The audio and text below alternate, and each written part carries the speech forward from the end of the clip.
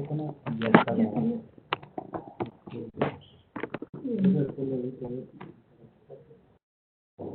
Ya está.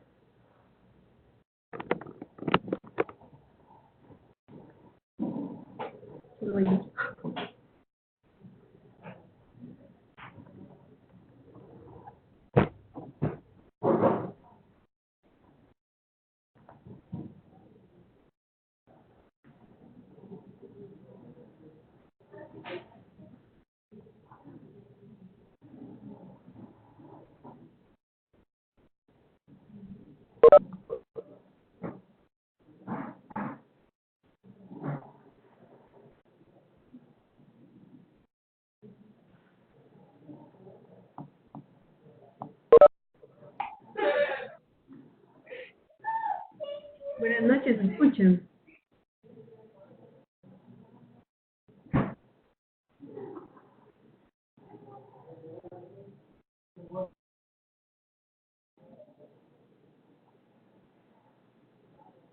¿Me escuchan?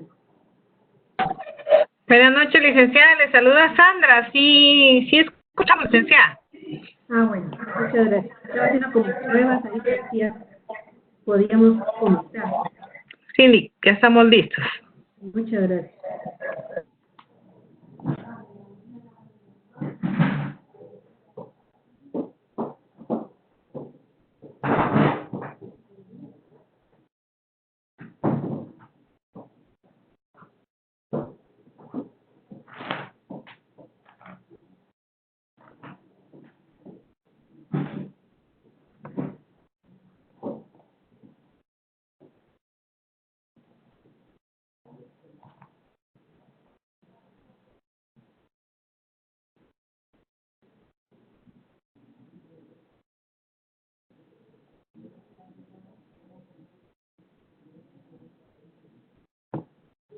Bueno, vamos a arrancar en lo que las personas se van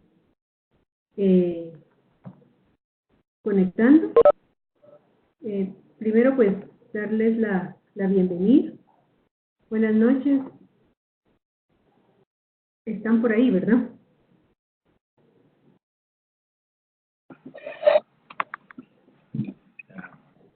Sí, buenas noches, doctora. Le saluda Sandra. Sí estamos, ¿verdad? Sí. Bueno. El resto también. Sí, buenas noches. Lick, le saluda Héctor Melgarejo. ¿Cómo está, Héctor? Bien, gracias.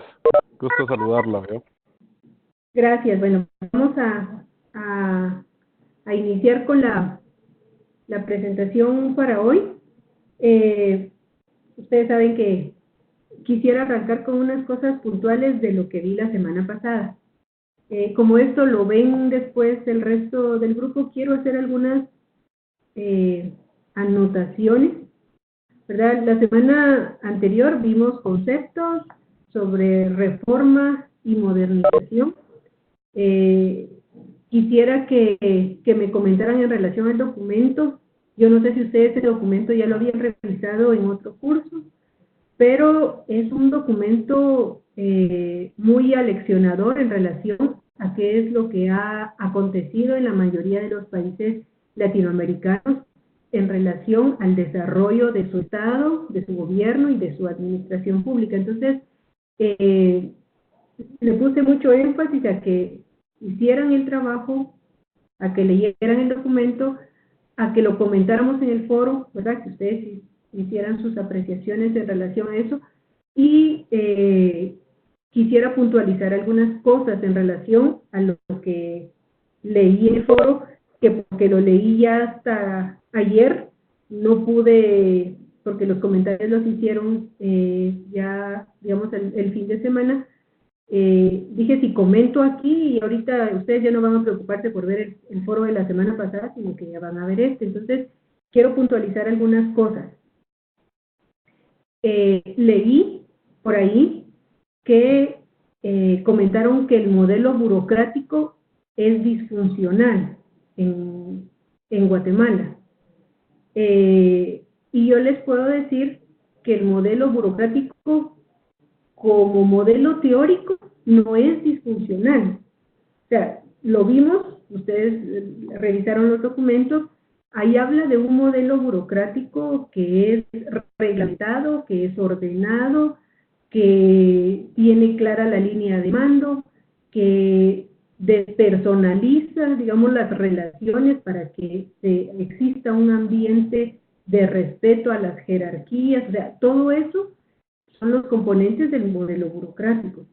Y alguien comentó ahí que el modelo burocrático, que Guatemala está así por el modelo burocrático. Digamos, Guatemala intentó o ha intentado implementar el modelo burocrático, pero los excesos y la manera desordenada en que se han implementado los componentes del modelo es lo que ha hecho que no sea funcional. Entonces no podemos decir que el modelo burocrático no funciona. Ni siquiera creo que hemos podido implementarlo, ¿verdad? El modelo burocrático como tal. Entonces quería hacer esa precisión. También alguien comentó sobre las cartas iberoamericanas que eran la gestión del CLAD. Las cartas son los instrumentos que ha propuesto el CLAD para poder mejorar las administraciones públicas de los países que forman parte de toda esta red iberoamericana. O sea, las cartas no son parte de la administración del CLAD. Entonces, hago puntualizo en eso también porque lo leí en el foro. Alguien dijo también que hubo un proceso incompleto de modernización que no se generó por el aislamiento burocrático, o sea que está vinculando dos problemáticas que son distintas, que posiblemente sí tengan relación, pero no necesariamente el proceso incompleto de modernización se generó por un aislamiento burocrático. Entonces, tenemos que también ir precisando las cosas que vamos leyendo y a la hora de hacer nuestro análisis, hacerlo de la manera, digamos, sí, necesitamos ir vinculando conceptos, pero ser precisos para que no, digamos, en algún momento los que estamos estudiando la administración pública nos confundamos en la utilización de los términos. Eso en relación a lo que pude leer en el foro. Si alguien me quiere comentar algo, interrumpir, por favor, háganlo, porque de eso se trata, ¿verdad? De que ustedes me puedan comentar, debatir, decirme, mire, estoy de acuerdo con eso por tal cosa, porque se vive de tal manera, esta es la realidad de sus países. Entonces, yo creo que sí vale la pena que comentemos. Otra cosa es cuidar las faltas de ortografía, por favor. Lo vi en el foro, lo vi en las tareas, tengamos mucho cuidado con eso. Estamos en un proceso de formación, ¿verdad? Y necesitamos la rigurosidad técnica, académica, eso es muy importante.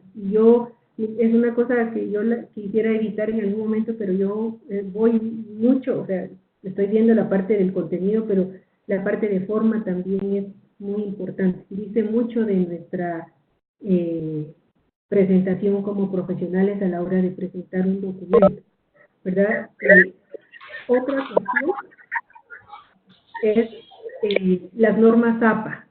Yo les puse algunos comentarios ahí en los trabajos que pude evidenciar personas que utilizaron muy bien las referencias bibliográficas, pero hay otras personas que no. Inclusive la forma, el tipo de letra, todo eso, vayamos usándolo desde ahorita, así no se nos complica a la hora que tengamos que elaborar nuestra tesis. Otra cuestión es los comentarios en el foro, por favor. Yo les pediría que sean comentarios propios, ¿verdad? Puedo leer ahí entre líneas que algunas cosas, digamos, estoy de acuerdo contigo y aporto tal cosa, pero eso, algunas cosas creo que no son propias. Entonces sí les pediría que yo prefiero 4 o 5 líneas de un comentario puntual y con aporte, y no que escribamos un testamento que no es de propiedad. Entonces yo les pediría mucho eso. Los comentarios también cortos y precisos, ¿verdad? Quería hacer esas acotaciones porque fue lo que vi en el foro de la semana pasada y en la tarea. Entonces, en esta semana esperaría que eso sea, que se tomen en cuenta esas observaciones que yo les estoy haciendo.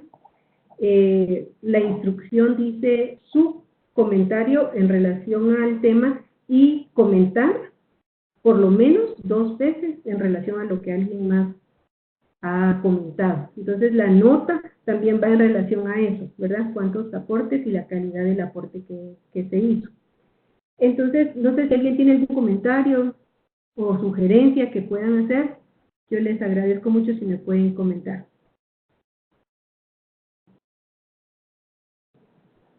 No tenemos. Por favor, ustedes son personas muy activas, así que les agradecería mucho si me... No tienen. Todo bien, muy bien. Bueno, entonces entremos de lleno ya al contenido de la semana. Esta semana yo la denominé las herramientas para la reforma y la modernización, que básicamente consiste en que conozcamos las cartas iberoamericanas. Yo les coloqué un documento que yo elaboré con cosas puntuales sobre cada una de las cartas.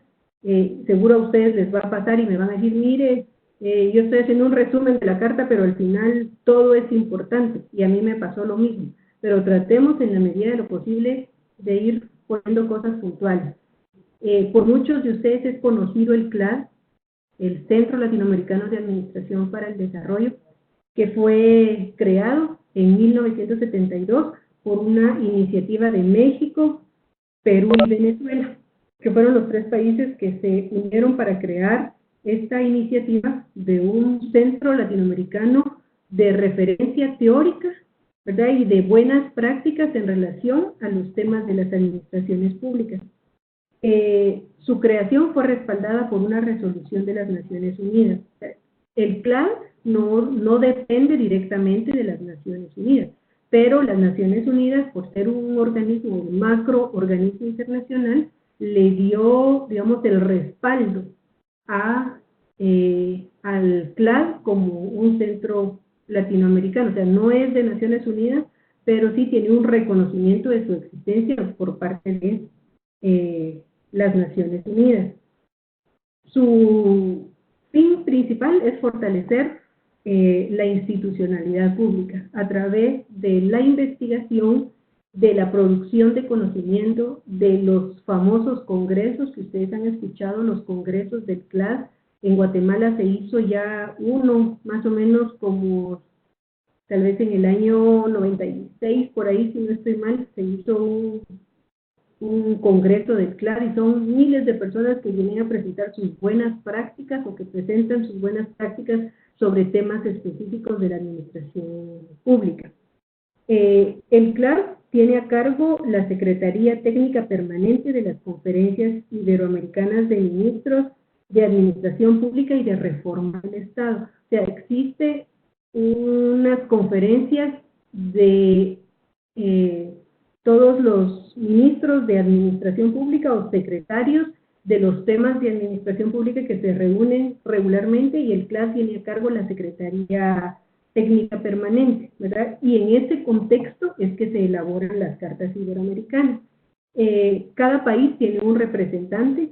Guatemala es el Instituto Nacional de Administración Pública, el representante ante el CLAD, que generalmente es el presidente de su junta directiva o el gerente, los que representan. Entonces, cuando hay negociaciones de textos o cuando, digamos, el CLAD saca publica su oferta sobre asesorías y asistencias técnicas para temas de administración pública, el INAP es el que representa a Guatemala. Y pues el CLAD es reconocido a nivel internacional y tiene mucha vinculación, por ejemplo, con la OCDE para la Organización de Cooperación o de Cooperación para el Desarrollo. Tiene digamos, vínculos con el CLAD para estos temas específicos de administración pública. Esto para darles un poquito de referencia en relación al ente del que nosotros estamos hablando. Ustedes van a decir, ¿y por qué tanta importancia le están dando al CLAD? ¿Por qué? ¿Por qué creen ustedes que le damos tanta importancia al CLAD?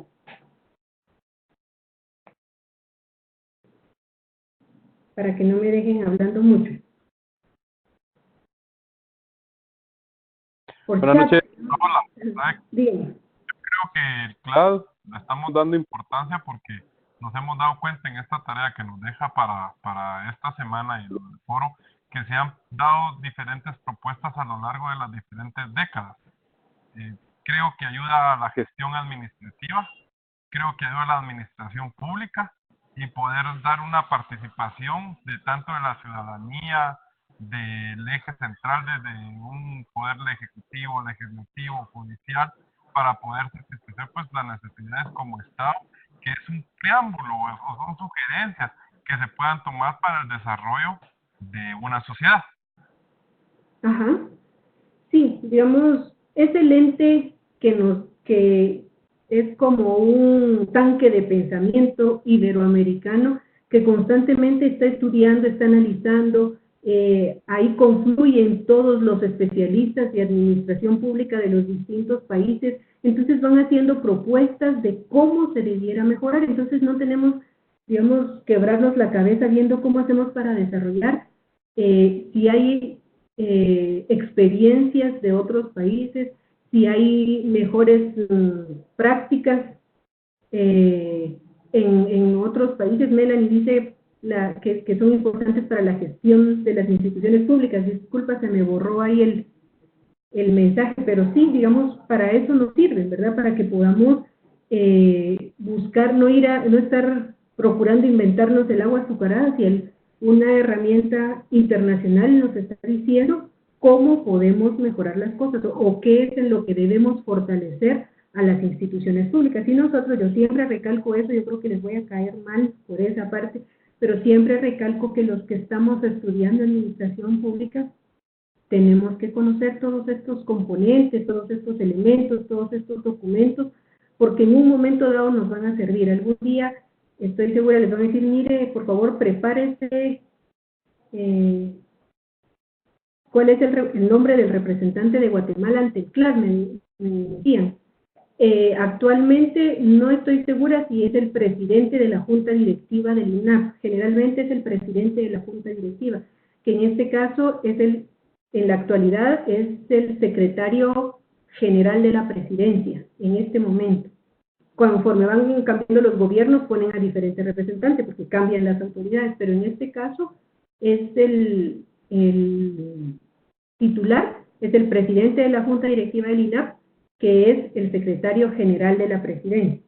Y el suplente es el gerente del INAP, que es el licenciado Marco Tulio Caja, ¿verdad? En este momento. ¿Verdad? Y ellos son los que, inclusive, si ustedes quieren participar en un curso virtual, en general, constantemente están publicando cursos, están publicando, y ustedes métanse a recibir cursos virtuales, vayan ampliando ese conocimiento, porque en realidad que sí sirve muchísimo. Yo les puedo decir, trabajé muchísimos años en el INAP y aprendí lo que ustedes no se imaginan, ¿verdad? Todos los cursos que habían, sacaba cursos, sacaba especializaciones y así formándome para poder conocer sobre este tema, ¿verdad? Que es muy importante. Entonces, son 8 cartas, 7 cartas y un código, el código iberoamericano. Entonces vamos a entrarle de lleno. Yo les voy a ir dando unos elementos. Yo no sé si ustedes pudieron ya bajar el documento, darle una ojeada. Yo puse cosas muy puntuales de cada una de las cartas y quiero que ustedes interioricen en relación a cada una de ellas. Las cartas iberoamericanas vistas como herramientas. No se trata de que nosotros nos aprendamos de memoria lo que está establecido en las cartas, sino que nos sirvan, que nos dan elementos, nos dan conceptos. Nosotros que generalmente estamos investigando, haciendo tareas, veamos las cartas, ahí se van a asustar cuando ustedes, yo nunca había ¿Qué es la participación ciudadana en la administración pública? Ahí no está el concepto. ¿Qué es gobierno electrónico? Ahí está. ¿Qué es gobierno abierto? ¿Qué es función pública? O sea, conceptos, principios, herramientas, nos puede ayudar mucho para que nosotros vayamos avanzando en nuestro conocimiento. Las cartas vistas como herramientas. Primero, todas las cartas nos plantean un referente teórico conceptual. Si ustedes pueden revisar, siempre dice, vamos a entender como función pública tal cosa. O sea, vamos a entender en esta carta tal cosa como gobierno electrónico. Entonces, en principio nos da un referente teórico conceptual. Seguidamente, todas las cartas y el código también nos brindan principios rectores, condiciones necesarias para la reforma y modernización. Nos dice, para que exista un gobierno abierto, debe haber una participación ciudadana efectiva. ¿Sí? Entonces, eso es una condición para que exista reforma y modernización. Y ustedes lo van a encontrar para cada uno de los temas, ¿verdad? Para calidad, ¿verdad? Calidad en el servicio, todo eso está establecido en las cartas. Se promueven herramientas para implementar en las administraciones públicas. También nos dice, mire, ahí lo vamos a ver más adelante, en la Carta Iberoamericana de la Calidad. ¿Por qué no utiliza las cartas al ciudadano? Ahí en algunos, y en Guatemala se probó hace algunos años, las cartas, les voy a ver el nombre, no me recuerdo exactamente, pero está ahí en uno de los ejemplos, las cartas al ciudadano, creo que se llaman, que se implementan a nivel local, municipal, donde la ciudadanía y la municipalidad se comprometen a que la calidad de nuestros servicios van a estar bajo estos preceptos. Y el documento se firma aquí en Guatemala, en San Juan La Laguna, en San Juan Zacatepeques, se hicieron pruebas. Lo que pasa es que, como ustedes saben, lamentablemente se implementan procesos, pero cuando hay cambio de autoridades, muchas cosas se botan, muchas buenas prácticas. Entonces nos da herramientas. En la carta ustedes van a encontrar también que dicen que son documentos doctrinarios para la reforma y modernización. O sea, nos está dando elementos para que nosotros podamos comprender, internalizar a nuestras instituciones, a nuestro Estado y aplicar herramientas de mejora. Una de las cuestiones, son documentos que son aprobados en las cumbres iberoamericanas de jefes de Estado y de Gobierno. Somos las personas que han tenido la oportunidad de participar en actividades en representación internacional. O sea, hay un equipo técnico que va adelante negociando los documentos y después llegan los jefes de Estado y de Gobierno a hacer la firma. Entonces, estos documentos, todos han sido aprobados, yo creo que a excepción de la última, la del año pasado, pero casi todas han sido aprobadas en cumbres iberoamericanas de jefes de Estado y de Gobierno. Entonces, lo único es que, lo que les pongo aquí con mucha tristeza, es que lamentablemente estos documentos no son vinculantes. Eso significa que no son obligatorios para los países y depende de la buena voluntad y del apoyo y la conciencia que tengan los diferentes gobiernos para su implementación.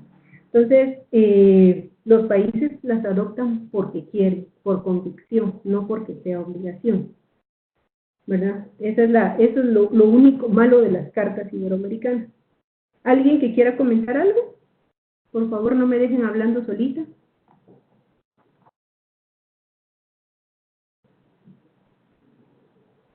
Entonces, sigo. Entremos entonces a revisar las cartas. La Carta Iberoamericana de la Función Pública, que fue aprobada en el año 2003, ¿verdad? En Bolivia. Ustedes van a ver ahí que en todas las cartas se gestionan en un país específico. En este caso, cuando habla de la Carta Iberoamericana de la Función Pública, ahí mismo lo dice que la función pública la están tomando como sinónimo de servicio civil. Entonces, cuando hablan de la función pública, se están refiriendo al servicio civil de cada uno de los países. Esta carta en Guatemala se implementó muy fuertemente en la ONSEC, en la Oficina de Servicio Civil, cuando se diseñó el modelo de gestión del empleo que está actualmente. que vuelvo otra vez, en un periodo de gobierno se implementó mucho, pero el siguiente decidió ya no, digamos, implementar con esa velocidad que venían trabajando el modelo de gestión del empleo coordinado desde la Oficina de Servicio Civil. Cuando hablamos, la carta ahí nos dice qué es lo que va a entender por profesionalizar, y me gustó mucho, por eso lo copié textual, dice, es la garantía de contar con atributos como el mérito, la capacidad, la vocación de servicio, la eficacia en el desempeño de su función. Dice que sería excelente, dice Lisette, que todos los servidores públicos conocieran estas cartas. Es que sí es importante, aunque dice, ¿para qué las voy a leer si no son vinculantes? Pero sí, leámoslas porque nos da lineamientos, nos da referencias, y si veo bien, Lisette es nuestra amiga de Escuintla, entonces ella seguro le sirve mucho porque ha sido funcionaria de gobierno el conocer, internalizar y aplicar estas cartas, ¿verdad? Y dice que nos dan dice Rodrigo que nos dan lineamientos para una buena gestión, así es. Entonces, imagínense, dice que la profesionalización debe de tener, o sea, es la garantía, profesionalizarlos, y eso nos sirve, como es que dicen los viejitos, pan para tu matate, la profesionalización es la garantía de contar con atributos, o sea, tenemos los atributos de mérito, de capacidad, de vocación de servicio, de eficacia en el desempeño de sus funciones, de responsabilidad, honestidad y la adhesión a los principios y valores de la democracia. Eso es lo que la Carta dice como profesionalización. Y es muy específica porque excluye de la Carta a los funcionarios públicos. ¿Por qué? Porque estamos hablando del servicio civil de carrera y digamos, la división es que los funcionarios públicos, o sea, los electos y los que son nombrados son de paso, ¿verdad? Los que nos quedamos trabajando es todo el cuerpo directivo para abajo, ¿verdad? Entonces, dígame, don Jorge Aroche, buenas noches, si tiene alguna pregunta. Entonces, esta carta, digamos, en su implementación está dirigida básicamente para los que no son funcionarios. Y aquí voy a hablar algo exactamente. Los funcionarios públicos tienen puestos transitorios, así es. Y aquí vamos a tomar algo, yo creo que se los comenté ya en alguna oportunidad, lo que dice la Ley de Servicio Civil. Aquí todos somos servidores públicos, pero sí, Melanie nos dice algo de los recursos que tiene el INAP, 10 millones, el INAP tiene un presupuesto de 10 millones para capacitar a 300,000 servidores públicos aproximadamente, y sí que hagan cuentas, ¿verdad? Entonces, muchas gracias, ¿verdad? Esa es nuestra realidad. Pero lo que les decía de la Ley de Servicio Civil dice que hay servidores públicos. Y los servidores públicos, el concepto general es servidores públicos, pero hay una división, funcionarios y empleados, ¿verdad? Entonces, los funcionarios son electos y nombrados, y los empleados vamos por un proceso de oposición. Eso es lo que nos dice la ley, el reglamento, específicamente en el artículo 1 de Servicio Civil. ¿Cuál es el objetivo de la Carta? Definir las bases para un sistema profesional y eficaz de la función pública. Ese es el objetivo de la Carta. Nos da lineamientos, nos da herramientas, nos da principios, nos da condiciones necesarias que hay que cumplir para que se pueda realizar todo lo que tiene que ver con el servicio civil, porque esta Carta es específicamente para el servicio civil. Por eso es que la UNSEC la adoptó, ¿verdad? Porque es una carta que tiene que ver con la gestión del empleo. En Guatemala, en el gobierno de Otto Pérez Molina, se intentó la implementación del modelo de gestión del empleo, que lo vamos a ver la otra semana, ¿verdad? Como herramientas que la Carta nos ha dado y que nos sirve para implementar. Define un proceso para gestionar el empleo o el servicio civil. Nos dice, el empleo en la administración pública debe ser un sistema que se aborda desde desde que la persona entra, desde el proceso de convocatoria, de selección, desde que entra la persona a la institución hasta el retiro, ¿verdad? Entonces, hay un sistema, hay subsistemas que cómo se gestionan los permisos, cómo se gestiona el desarrollo, cómo se gestiona la profesionalización, o sea, es todo un círculo de cómo debe gestionarse el empleo en la administración pública. Entonces, vale la pena que revisen la Carta Iberoamericana de la Función Pública. El siguiente es el Código Iberoamericano de Buen Gobierno. Y lo primerito, bueno, este es un documento pequeño, tiene más o menos como 8 hojas, al que le tocó el Código Iberoamericano se rayó porque solo son poquitas hojas, que está dirigido a los altos funcionarios del gobierno del organismo ejecutivo. Lo pone muy puntual, eso no significa que aquí nosotros no lo podamos aplicar al legislativo y al judicial, porque eso aplica para todos. Pero la carta dice cuál debiera ser las características que debiera de tener un funcionario público para que exista un buen gobierno, y nos define qué es un buen gobierno.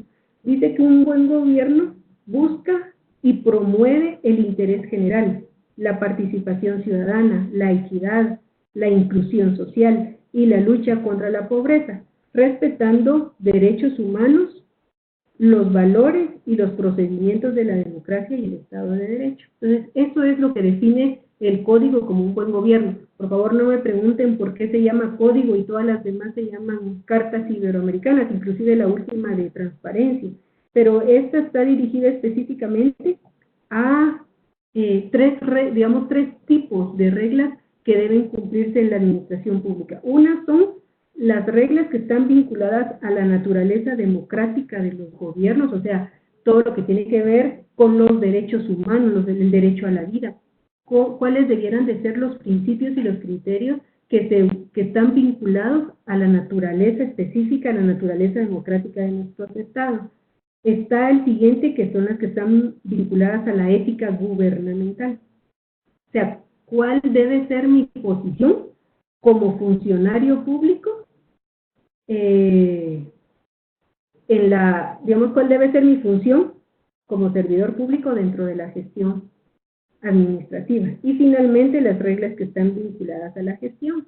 Todo lo que tiene que ver con procesos, con procedimientos, con la prestación propia de los servicios. Ahí ustedes van a leer, ahí específicamente plantean 3 grupos de reglas que los funcionarios deben velar porque se cumplan para que exista un buen gobierno. A eso nos referimos con el Código Iberoamericano de Buen Gobierno. Entonces, eso en relación al código, y Jorge Aroche nos decía ahí que la participación ciudadana es elemental, ¿verdad? También el decálogo del servidor público, me recuerdo que existe, ¿verdad? Hay un código de ética, no sé si eso es el código de ética del servidor público, que existe, ¿verdad? Existen, pero como no, o sea, no lo estoy diciendo por nosotros, ¿verdad? Pero hay mucha gente que prefiere hacer como que no lo conoce, que no es conveniente para los intereses, ¿verdad? La siguiente es la Carta Iberoamericana de Gobierno Electrónico. Si ustedes ven, es del año 2007. Ya es una carta viejita que ya la ha sobrepasado muchas cosas, pero que tiene, digamos, conceptualmente hablando, muchas cosas que son valiosas. Lo que yo rescato de esta carta, que ustedes la van a leer a profundidad, pero lo que plantea es el uso de las tecnologías de información y comunicación en las entidades públicas para mejorar los procesos y los flujos de información para la prestación de los servicios. O sea, el gobierno electrónico es un medio, no es el fin. Y muchas veces confundimos esa parte, nos enfocamos en que todo tiene que estar, que es lo que nos está pasando con la SAT, todo digitalizado, todo, pero de todos modos usted para hacer un trámite, de todos modos tiene que ir a la SAT, ¿verdad? A hacer las colas, aunque le estén diciendo que está todo automatizado. Entonces, digamos, lo que nos interesa es el uso de las TICs para mejorar la calidad en la prestación de los servicios. Presenta objetivos, finalidades y principios para acceder a la tecnología y promover la transparencia, la rendición de cuentas, etc. O sea, lo básico aquí es que usemos las tecnologías de información y comunicación para que sea un gobierno abierto, que lo vamos a ver más adelante. O sea, yo utilizo las herramientas tecnológicas para que sin ningún problema puedan visualizar qué es lo que yo estoy haciendo a nivel de la institución, que es parte de la modernización. Efectivamente, así es lo que nos dice Lisette, ¿verdad? Es parte de la modernización y la utilización de las TIC. Algunos ejemplos, ¿verdad? Para nuestro país, Guatecombra, el CIAF-SAC, que es digamos, la herramienta grande y que adentro está el CIGES, el CICOIN, etcétera, ¿verdad? El tema de Guatenóminas, que esto es algo un poquito más reciente, ¿verdad? Que lo está trabajando la UNSEC, que está directamente vinculado a la nómina presupuestaria, ¿verdad? Entonces ahí están haciendo un proceso de automatización para tener una mejor prestación de servicios. Nos da herramientas, imagínense, en el año 2007 nos dice que como herramientas nos sugieren las direcciones electrónicas, los sitios web, el manejo de los archivos electrónicos, que esto es muy importante y que está vinculado con la ley de información, de libre acceso a la información pública, ¿verdad? Cómo se archiva. Guatemala ha desarrollado, yo creo que ustedes más adelante van a llevar un curso sobre archivos en la administración pública. El tema de los archivos electrónicos está en esta parte, ¿verdad? O sea, y hay varias instituciones ya que han digitalizado sus archivos por seguridad, por eficiencia, por rendición de cuentas, etcétera, ¿verdad? Y la misma carta lo dice, esto no va a cambiar de la noche a la mañana, tiene que ser un proceso paulatino y sistematizado, utilizando recursos, involucrando a las personas, porque es como, yo creo que alguien lo decía, de que no sirve todo automatizado si no hay internet en los municipios. Y cómo podemos hablar de implementar el gobierno electrónico si las personas no saben leer y escribir, no tienen un teléfono a mano, no saben cómo usar las aplicaciones. O sea, este es un proceso de largo aliento que necesitamos implementar, pero no por eso vamos a dejar de hacerlo lo más pronto posible, ¿verdad? La otra es la Carta Iberoamericana de Calidad en la Gestión Pública. Esta también es muy, muy importante porque esta fue aprobada en El Salvador, ¿verdad? El objetivo de la Carta es promover un enfoque común sobre la calidad y la excelencia en la gestión pública. Al hablar de un enfoque común, nos dice, miren, utilicemos las mismas herramientas. Les sugiero que utilicen esta parte para poder implementar en las instituciones, y eso es lo que tiene la Carta específicamente. Igual que las otras, define principios y orientaciones para que se presenten políticas, planes, proyectos que permitan la mejora continua de los procesos. Hay países como Chile, como Colombia, como Argentina, México, que han avanzado mucho en la implementación de sistemas de gestión de calidad en sus instituciones. Para nosotros, en muchos casos, la hemos visto como algunas personas no están, porque este es un cambio de mentalidad, implementar sistemas de gestión de calidad. Es decir, y aquí no se necesita procesos, aquí como funciona esto está bien. ¿Para qué quieren implementar sistemas de calidad?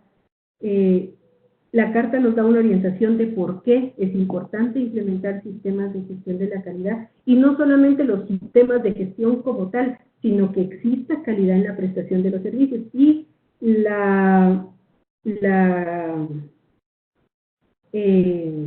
Carta nos da algunas herramientas, nos dice, perdón que lo estoy leyendo aquí en el teléfono, nos da algunos instrumentos para la mejora de la calidad, la dirección estratégica y el ciclo de mejora, la prospectiva y el análisis de opinión ciudadana, que esto es fundamental, la participación ciudadana como tal, los modelos de excelencia, los premios a la calidad, que eso se hizo en algún momento aquí en Guatemala en la administración pública, pero ya no, después ya no se siguieron haciendo. La gestión por procesos, los equipos y proyectos de mejora, aquí está lo que les decía, las cartas compromiso o servicios al ciudadano. Estas son las cartas que les decía que se implementó en algunos de los municipios donde había un acuerdo entre la ciudadanía o de la sociedad civil organizada del municipio con la corporación municipal, con lineamientos básicos de cómo debía ser la prestación de los servicios en el municipio. Fueron muy, incluso presentadas a nivel internacional, porque fue un proyecto de cooperación internacional, pero igual, así las quitaron con el cambio de las autoridades. Dice Lisette que las cartas están vinculadas con deberes y derechos de los ciudadanos, así es, y compromisos, ¿verdad?, que se adquieren de ambas partes para poder mejorar la calidad del servicio en los municipios. Y todo lo que tiene que ver con las quejas y los reclamos, ¿verdad?, que muchas veces en eso se quedan, pero que vale la pena implementar para la mejora. Esta carta también les va a gustar muchísimo. Esta es una de mis favoritas porque tiene mucho que ver con la forma en que nosotros nos acercamos al ciudadano. O sea, el compromiso de poder prestar los servicios con calidad, no porque exista la carta, sino porque debe haber calidad en la prestación de los servicios. La otra es la Carta Iberoamericana de Participación Ciudadana en la Administración Pública, de Portugal en el 2009. Básicamente esta carta lo que nos dice es cómo involucramos a la ciudadanía para que participe en la administración pública, porque es muy bonito de afuera ver, criticar y decir que no funciona, y lo que debemos hacer es involucrarnos, conocer cuáles son nuestros derechos, pero también cuáles son nuestras obligaciones, ¿verdad? Y cómo la administración pública también promueve la participación y el involucramiento de la ciudadanía en la gestión, ¿verdad? O sea, no estamos hablando de la administración, de la participación ciudadana en general, sino que estamos hablando de la participación ciudadana en la gestión pública. Entonces, igual, esta carta brinda conceptos, contenidos básicos, principios, instrumentos, para que la ciudadanía tenga una actuación responsable, ¿verdad? No dice tapar carreteras por tapar, sino que una participación responsable en la relación con la administración pública. Y el concepto de participación ciudadana en la gestión pública dice que es un proceso de construcción social de las políticas públicas que conforme al interés general de la sociedad, nos dice que en muchos casos existe legalidad, pero no legitimidad, y eso también es cierto. O sea, hay muchas cosas que se hacen conforme ley, pero que no son legítimas, es decir, que no son aceptadas por la ciudadanía. Entonces, para eso nos sirven estas cartas, para que nosotros los involucremos a la ciudadanía y tenga una participación legítima, ¿verdad?, por convicción. Y esto de la participación ciudadana, esta carta también es muy importante porque nos plantea cuál debe ser la participación de la ciudadanía en el proceso de formación de políticas públicas. Pónganle mucho ojo a esto porque les va a servir para otros cursos más adelante. La ciudadanía tiene que tener una participación activa en todo el proceso de una política pública, desde el diseño, la formulación, la implementación, no digamos la evaluación. Generalmente estamos muy enfocados a solo participar en la evaluación, entonces con muchas ganas vamos a criticar y decimos qué es lo que nos sirve. Involucrémonos desde el principio del proceso, así debiera ser. Y nosotros como servidores públicos, pues pedirle a la gente que se involucre, ¿verdad? ¿Alguien que quiera comentar algo? Hoy están pero muy calladitos. Muchas gracias, don Jorge. Es que está muy interesante el tema que nos está explicando, licenciada. Sí, ustedes lo que no quieren es hablar, y digámosle que está bien lo que está diciendo. No, gracias. Yo sigo hablando, la cosa es que yo quiero oírlos, yo quiero conocer su opinión, porque a veces en el foro es como frío, ¿verdad? O yo estoy interpretando algo que no es. Entonces, la idea es que estemos todos en sintonía. Entonces, en este caso, la Carta Iberoamericana, esta es muy importante, y póngale mucho coco, a lo que dice de la participación ciudadana en las políticas públicas. De ahí viene otra, que esa también ustedes van a tener la oportunidad de revisarla, la Carta Iberoamericana de Derechos y Deberes del Ciudadano en relación con la administración pública.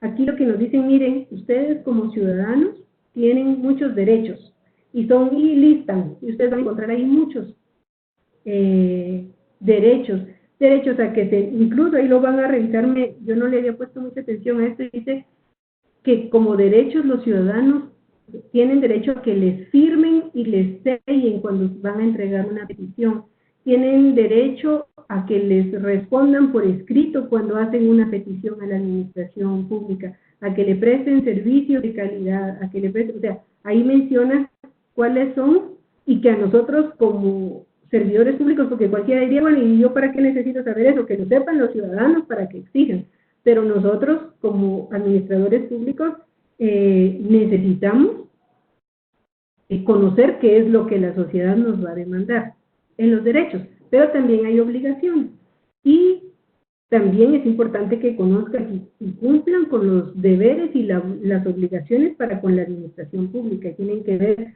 con lealtad, con compromiso, con participación, no una participación pertinente, digamos, ¿verdad? A eso se refiere esa carta. Y la otra es la Carta Iberoamericana de Gobierno Abierto, que esta también está muy vinculada con el gobierno electrónico.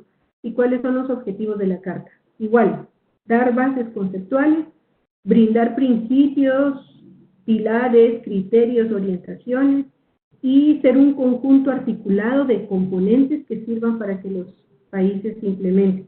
Y nos da un concepto de gobierno abierto. La carta dice que el gobierno abierto son todos los mecanismos y las estrategias para la gobernanza y el buen gobierno. Y aquí también voy a retomar porque pude ver el concepto de gobernanza. El concepto de gobernanza, seguro ustedes ya lo han analizado, pero el concepto de gobernanza, como está planteado aquí en la carta, se refiere a la capacidad de la administración pública, que eso es gobernabilidad, de poder atender las necesidades de la ciudadanía. Y la gobernanza es la capacidad de la ciudadanía y de la administración pública de hacer un trabajo conjunto para que exista la paz nacional, el bienestar, el desarrollo. O sea, eso es gobernanza, ¿verdad? La gobernanza es un concepto mucho más amplio que nos permite implementar la Carta de Gobierno Abierto, que es cuando, no sé si han escuchado el concepto, cuando dicen gobierno abierto es como poner a las instituciones bajo un cristal, digamos, ponerle el cielo de vidrio, ¿verdad? Para que la gente vea qué es lo que se está haciendo ahí y que se están utilizando bien sus recursos, ¿verdad? Entonces, esa es no sé si don Jorge me está diciendo que si hago la diferencia entre gobernabilidad y gobernanza, eso me está pidiendo, que aclare esa diferencia. Me dice si sí o no. Sí, bueno, mire, digamos, hola Susi, disculpe, es que dice, pensé que era su papá. La gobernabilidad está definida como la capacidad del gobierno y de sus instituciones hacia afuera. O sea, cumplir con lo que está establecido en la ley, que le compete hacer, los servicios que debe prestar, y tener una buena comunicación con la ciudadanía. Eso es gobernabilidad. Y la gobernanza es lo que se llama ahora gestión en redes o gobierno de redes, donde tanto la ciudadanía tiene una participación en el logro de los objetivos, en la formulación de las políticas, en la evaluación. O sea, es de alguna manera, tal vez creo que no sé si es el concepto correcto, pero de alguna manera descentralizar un poco el poder hacia la sociedad civil organizada. Eso no quiere decir que se deleguen responsabilidades que por ley le competen, ¿verdad? Pero sí estamos hablando de, yo lo veo como la gobernabilidad del gobierno hacia afuera, y la gobernanza es esa relación interactiva que debe haber entre la ciudadanía y el gobierno, y la capacidad del gobierno de abrir, de que se implementen herramientas de auditoría social, la rendición de cuentas, o sea, esa es básicamente la diferencia entre una cosa y otra. Espero que le haya resuelto alguna parte de su pregunta.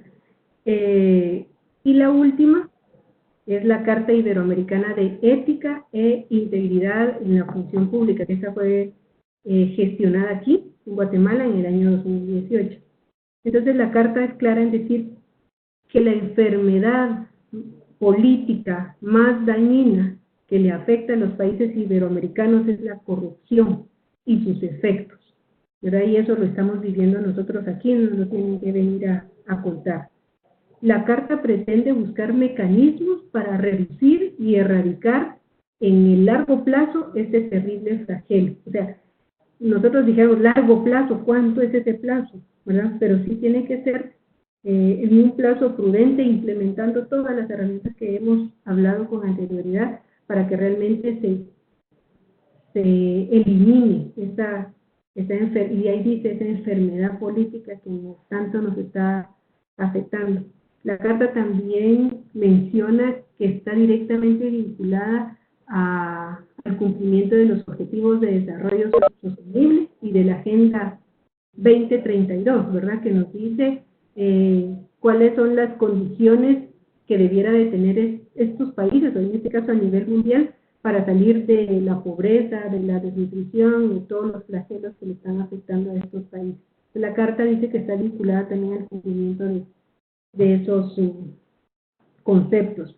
Y nos da, al final, van a leerlo hasta de último, que ese documento no es la carta final, digamos, el documento final de la Carta Iberoamericana, sino es un documento previo que sacaron. Todavía entiendo que todavía no han publicado la carta final como tal, pero nos da un concepto de corrupción. Dice que la corrupción es toda actividad de los servidores públicos en la que abusan del poder o potestades que se les otorgan para buscar el beneficio privado o de terceros. ¿Qué opinión tienen ustedes de ese concepto?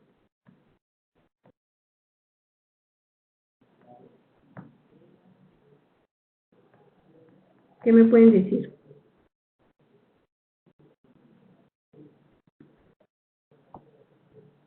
Vamos a ver, ¿quién comenta? Hoy no está Janet, no está, ¿verdad? ¿Quién me puede comentar? Yo tengo un punto de vista ahí particular. Acuérdense que los que somos estudiosos no podemos dar por sentado todo lo que nos dicen, lo tenemos que cuestionar. Que la corrupción es más marcada en los funcionarios públicos. Sí, es cierto. ¿Es cierto? Sí y no, porque ahí en esa línea viene mi observación. O sea, aquí Paola, yo creo que también es hacer el mal uso de al final, pues lo que dice, de la economía, de los recursos económicos como tal, por parte del funcionario público, principalmente porque estando en el poder en el que están, no miran, y valga la redundancia, usted nos lo explicaba, nos lo decía, miran lo propio, o sea, no miran la satisfacción de todas las necesidades que pueda tener una población. También podemos decir que es un abuso de poder, y también aquí hay corrupción, tanto no solo en financieros, sino que en recursos humanos, y tal vez ahí si usted me corrige, de todo lo que hemos visto, de lo que son, por ejemplo, plazas fantasmas. También ahí está la corrupción. También los intereses pues personales y los allegados que se tienen, ¿verdad? Para conseguir ilegalmente o generalmente de una forma secreta y privada todos esos recursos. Creo que eso es para mí, mi punto de vista. Sí, exacto. Mele dice que no es que el funcionario público sea corrupto, son los ciudadanos sin ética. un poquito en esa línea va mi comentario. O sea, después cuando yo leí esto, no mucho me gustó y les voy a decir. Sí dice que algunos funcionarios, sí es cierto, algunos, no todos, ¿verdad? Y va en la línea de que la corrupción existe porque hay alguien de afuera que quiere las cosas fáciles y que quiere obtener un beneficio. Entonces, en alguna medida, o sea, aquí dice que es una actividad de los funcionarios públicos, de algunos funcionarios públicos, pero no solamente. O sea, no sé si lo han escuchado, para que exista un corrupto tiene que haber un corruptor.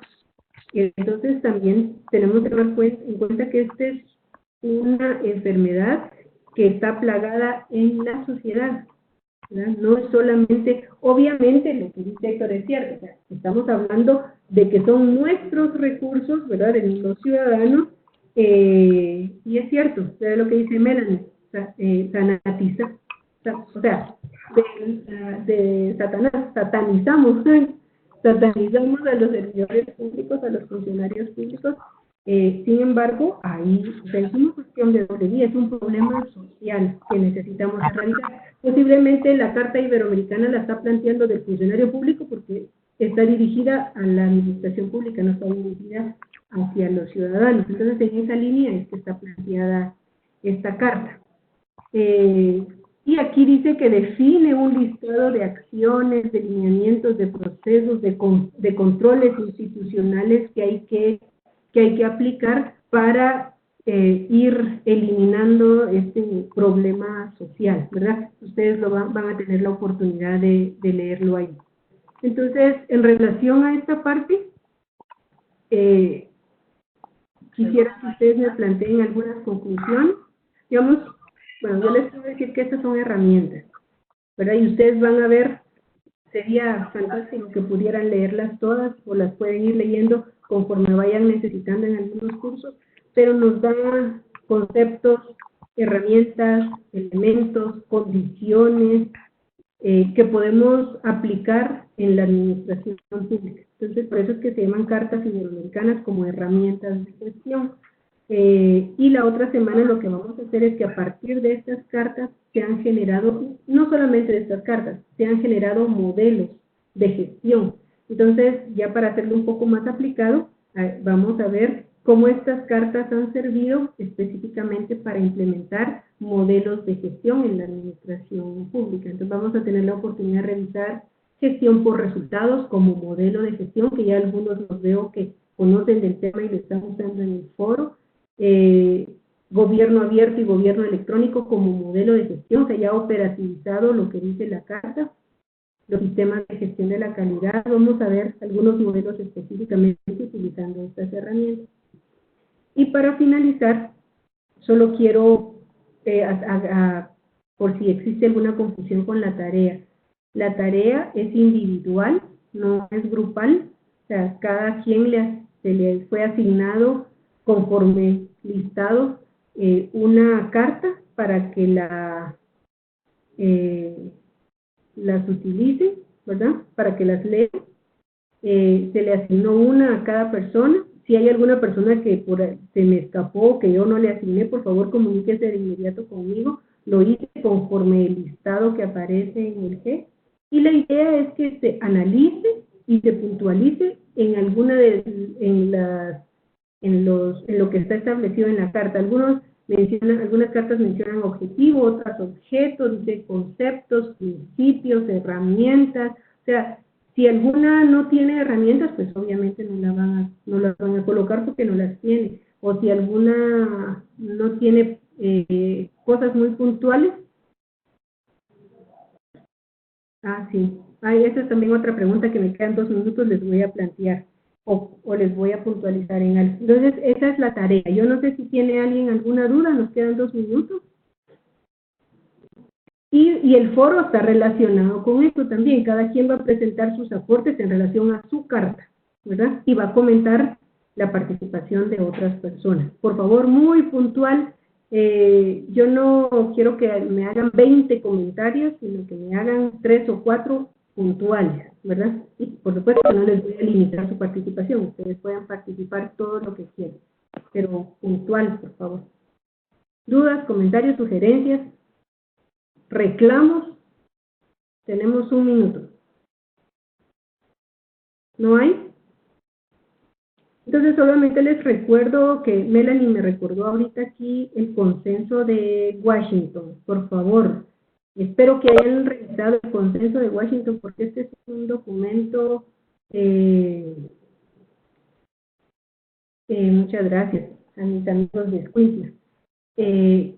¿Cómo se llama? Por favor, revisen el consenso de Washington. Melanie nos está poniendo aquí que el consenso de Washington es el mejor ejemplo de lo que no debemos hacer en los países.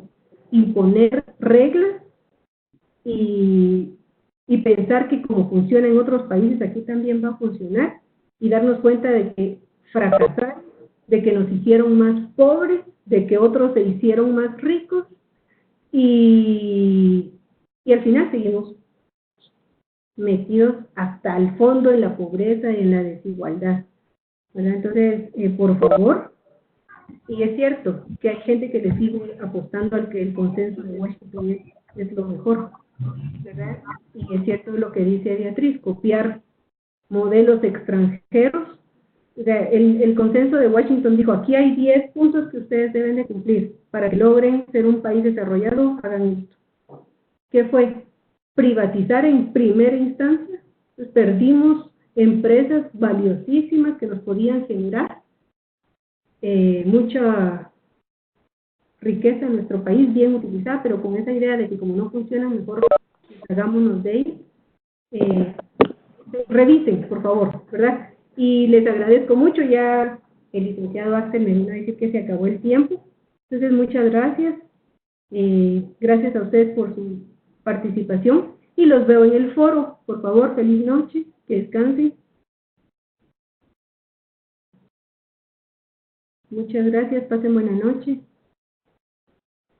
Feliz noche, Paola. Feliz noche. Buenas noches, Héctor. Gracias, licenciada. Feliz noche. Descansen, feliz noche.